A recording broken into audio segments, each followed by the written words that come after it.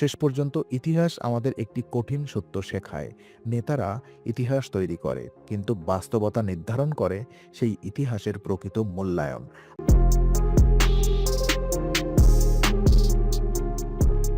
রাত গভীর। ইতিহাসের আর্কাইভের ধুলোজমা ফাইলগুলো নীরবে শুয়ে আছে। কাগজপত্রের পাতায় লেখা আছে রাষ্ট্রের স্বপ্ন, বিপ্লবের প্রতিশ্রুতি এবং এক নতুন জাতির জন্মের গল্প। কিন্তু সেই একই পাতায় ফাঁকে ফাঁকে লুকিয়ে আছে কিছু অস্বস্তিকর প্রশ্ন। বাংলাদেশের প্রতিষ্ঠাতা নেতা, জাতির জনক হিসেবে পরিচিত শেখ মুজিবুর রহমান, তিনি কি সত্যি সংখ্যালঘুদের রক্ষক ছিলেন, নাকি রাষ্ট্রের আদর্শ আর বাস্তবতার মধ্যে ছিল গভীর এক ব্যবধান? তিনি ছিলেন ধর্মনিরপেক্ষতার স্থপতি। কেউ বলেন সংখ্যালঘুদের দুর্ভোগের কাঠামো তার শাসনেই অব্যাহত ছিল। ইতিহাসের সবচেয়ে বিতর্কিত সত্যগুলোর একটি হলো রাষ্ট্রের ঘোষিত নীতি আর মাঠ পর্যায়ের বাস্তবতা কি এক ছিল? আজ আমরা রাজনৈতিক ভক্তি, প্রচারণা এবং আবেগকে সরিয়ে রেখে যাচাই করব দলিল, সাক্ষ্য, সংবিধান এবং বাস্তব ঘটনার আলোকে। এই অনুসন্ধান কোনো ব্যক্তিকে দেবতা বানানোর নয়, আবার দানব বানানোরও নয়। এটি একটি ইতিহাস পরীক্ষা, একটি রাষ্ট্রের জন্মের আদর্শ বনাম বাস্তবতার নিরপেক্ষ বিশ্লেষণ। কারণ ইতিহাস শুধু লেখা হয় না, ইতিহাসকে পুনর্লিখনও করা হয়। একটি রাষ্ট্রের জন্ম এবং ধর্মনিরপেক্ষতার প্রতিশ্রুতি। 1971 যুদ্ধবিধ্বস্ত এক ভূখণ্ড, রক্ত, উদ্বাস্তু, ধ্বংসস্তূপ এবং কোটি মানুষের বেঁচে থাকার সংগ্রামের মধ্যে জন্ম নিল একটি নতুন রাষ্ট্র, বাংলাদেশ। এই নতুন রাষ্ট্রের ভিত্তি স্থাপন করেন বঙ্গবন্ধু শেখ মুজিবুর রহমান। 1972 সালের সংবিধানে 4টি মূলনীতি ঘোষণা করা হয়: জাতীয়তাবাদ, সমাজতন্ত্র, গণতন্ত্র এবং ধর্মনিরপেক্ষতা। ধর্মনিরপেক্ষতা এই শব্দটি তখন শুধু একটি নীতি ছিল না, এটি ছিল পাকিস্তানি ধর্মভিত্তিক রাষ্ট্র ব্যবস্থার বিপরীতে একটি আদর্শিক ঘোষণা। মুজিব প্রকাশ্যে বলেছিলেন, ধর্মনিরপেক্ষতা মানে ধর্মহীনতা নয়, বরং হিন্দু, মুসলিম, বৌদ্ধ, খ্রিস্টান সবাই তাদের ধর্ম স্বাধীনভাবে পালন করবে। এটি ছিল দক্ষিণ এশিয়ার রাজনৈতিক ইতিহাসে এক সাহসী অবস্থান। কারণ সদ্য স্বাধীন একটি মুসলিম সংখ্যাগরিষ্ঠ দেশ তখন সংবিধানে ধর্মনিরপেক্ষতা প্রতিষ্ঠা করছে, এটি ছিল ভূরাজনৈতিকভাবে বিরল ঘটনা। কিন্তু প্রশ্ন এখানেই শেষ হয় না। রাষ্ট্রের নীতি ঘোষণার পর প্রশাসনিক কাঠামো, আইন, ভূমিনীতি এবং আমলাতন্ত্র কি একইভাবে পরিবর্তিত হয়েছিল, নাকি পুরনো পাকিস্তানি আমলের কাঠামোই নতুন রাষ্ট্রের ভিতরে থেকে গেল? মুসলিম লীগ থেকে আওয়ামী লীগ, রাজনৈতিক বিবর্তনের জটিলতা। ইতিহাসের একটি গুরুত্বপূর্ণ কিন্তু কম আলোচিত অধ্যায় হল মুজিবরের রাজনৈতিক যাত্রার প্রাথমিক পর্যায়। তিনি তার ছাত্রজীবনে যুক্ত ছিলেন অল ইন্ডিয়া মুসলিম লীগের রাজনীতির সাথে। সেই সময়ে উপমহাদেশের রাজনীতি ছিল ধর্মীয় পরিচয় ভিত্তিক। তৎকালীন রাজনীতি ছিল পাকিস্তান আন্দোলন, মুসলিম জাতীয়তাবাদ এবং বিভাজনের উত্তেজনায় পরিপূর্ণ। সমালোচকরা দাবি করেন, এই প্রাথমিক রাজনৈতিক পরিবেশ তার চিন্তাধারাকে প্রভাবিত করেছিল। তবে পরবর্তী সময়ে তিনি একটি গুরুত্বপূর্ণ পরিবর্তন আনেন: আওয়ামী মুসলিম লীগ থেকে আওয়ামী লীগ নামের রূপান্তর। এই পরিবর্তন শুধু একটি নাম পরিবর্তন ছিল না, এটি ছিল রাজনৈতিক পরিচয়ের পুনর্গঠন। ধর্মীয় পরিচয় থেকে নাগরিক পরিচয়ে উত্তরণ। তার নিজের স্মৃতিকথা অসমাপ্ত আত্মজীবনীতে তিনি উল্লেখ করেন, 1946 সালের কলকাতা দাঙ্গার সময় তিনি উভয় সম্প্রদায়ের মানুষকে রক্ষা করার চেষ্টা করেছিলেন। কিন্তু ইতিহাসে ব্যক্তিগত স্মৃতি এবং রাজনৈতিক সমালোচনা এই দুইয়ের সংঘর্ষই তৈরি করে বিতর্কের জন্ম।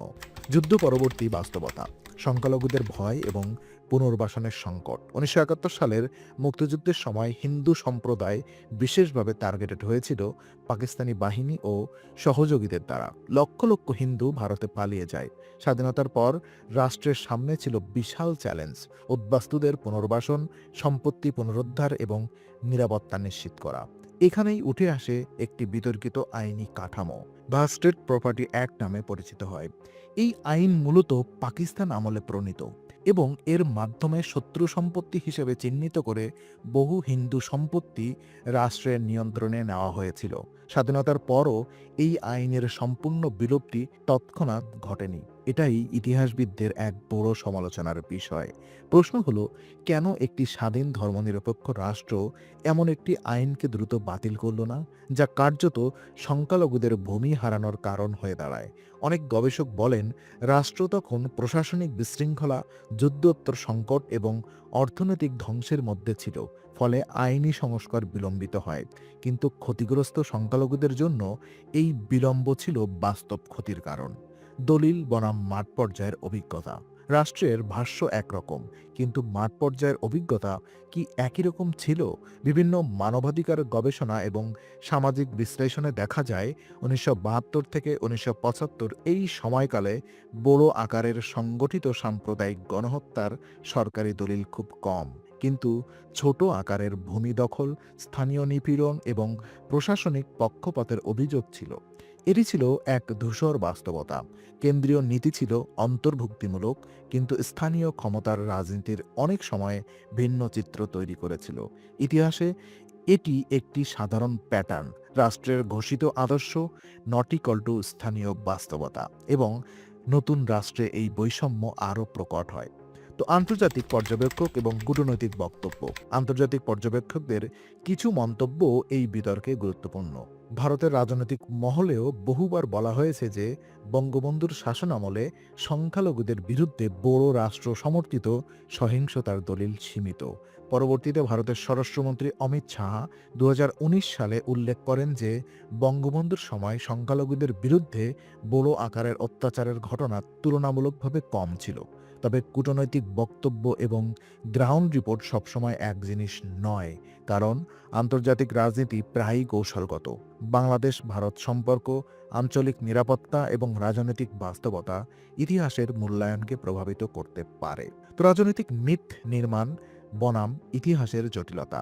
সময়ের সাথে সাথে মুজিবকে নিয়ে দুটি বিপরীত মিথ তৈরি হয়েছিল। প্রথম মিথ, তিনি সম্পূর্ণভাবে সংখ্যালঘুদের রক্ষাকর্তা। দ্বিতীয় মিথ, তিনি সংখ্যালঘু নিপীড়নের কাঠামো থামাতে ব্যর্থ ছিলেন। বাস্তবতা সম্ভবত এই দুই চরম অবস্থানের মাঝখানে, কারণ একটি যুদ্ধবিধ্বস্ত রাষ্ট্রে প্রশাসনিক দুর্বলতা, দুর্নীতি এবং রাজনৈতিক অস্থিরতা নীতির বাস্তবায়নকে সীমিত করে। 1974 সালের দুর্ভিক্ষ, অর্থনৈতিক সংকট এবং আইন শৃঙ্খলা পরিস্থিতি রাষ্ট্রের অগ্রাধিকারকে বারবার পরিবর্তিত করে। ফলে সংখ্যালঘু সুরক্ষা একটি নীতিগত অঙ্গীকার থাকলেও প্রাতিষ্ঠানিকভাবে তা সবসময় কার্যকর হয়নি। ওদিকে সমকালীন রাজনৈতিক পুনর্ব্যাখ্যা এবং ইতিহাসের পুনর্লিখন।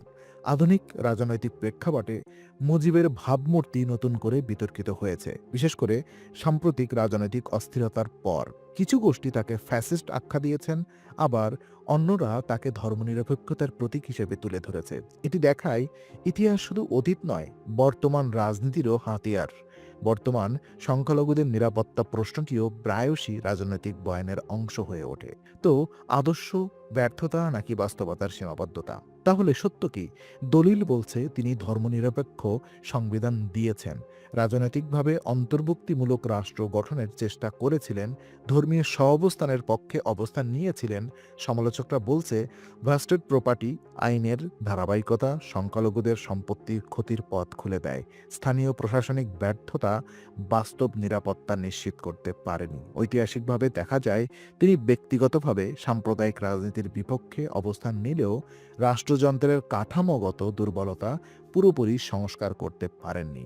এটি একটি ব্যক্তির নৈতিক অবস্থান বনাম একটি রাষ্ট্রের প্রশাসনিক সক্ষমতার দ্বন্দ্ব। তো ইতিহাস কখনো সাদাকালো নয়, বিশেষ করে যখন সেই ইতিহাস একটি জাতির জন্মের সাথে যুক্ত। শেখ মুজিবুর রহমান ছিলেন একাধারে বিপ্লবী নেতা, রাষ্ট্র নির্মাতা এবং রাজনৈতিক বাস্তবতার বন্ধী। তিনি ধর্মনিরপেক্ষতার স্বপ্ন দেখেছিলেন, কিন্তু সেই স্বপ্ন বাস্তবায়নের পথে ছিল যুদ্ধোত্তর ধ্বংস, প্রশাসনিক বিশৃঙ্খলা এবং সামাজিক উত্তেজনা। সংখ্যালঘুদের প্রশ্নে তার উত্তরাধিকার তাই একমাত্রিক নয়, না সম্পূর্ণ ব্যর্থ, না সম্পূর্ণ নিখুঁত, বরং এটি এক জটিল ঐতিহাসিক বাস্তবতা, যেখানে আদর্শ ছিল উচ্চ কিন্তু রাষ্ট্র ছিল নবীন, দুর্বল এবং সংগ্রামরত। শেষ পর্যন্ত ইতিহাস আমাদের একটি কঠিন সত্য শেখায়: নেতারা ইতিহাস তৈরি করে, কিন্তু বাস্তবতা নির্ধারণ করে সেই ইতিহাসের প্রকৃত মূল্যায়ন। আর তাই প্রশ্নটি এখনও রয়ে যায়, রাষ্ট্রের ঘোষিত ধর্মনিরপেক্ষতা কি সত্যি সংখ্যালঘুদের নিরাপত্তা নিশ্চিত করেছিল, নাকি এটি ছিল একটি মহান আদর্শ যা বাস্তবতার কঠিন পরীক্ষায় আংশিকভাবে সফল, আংশিকভাবে অসম্পূর্ণ থেকে গেছে? এই প্রশ্নের উত্তর লুকিয়ে আছে দলিলের পাতায়, সাক্ষীদের স্মৃতিতে এবং ইতিহাসের সেই নীরব অধ্যায়ে যা এখনও সম্পূর্ণভাবে উন্মোচিত হয়নি।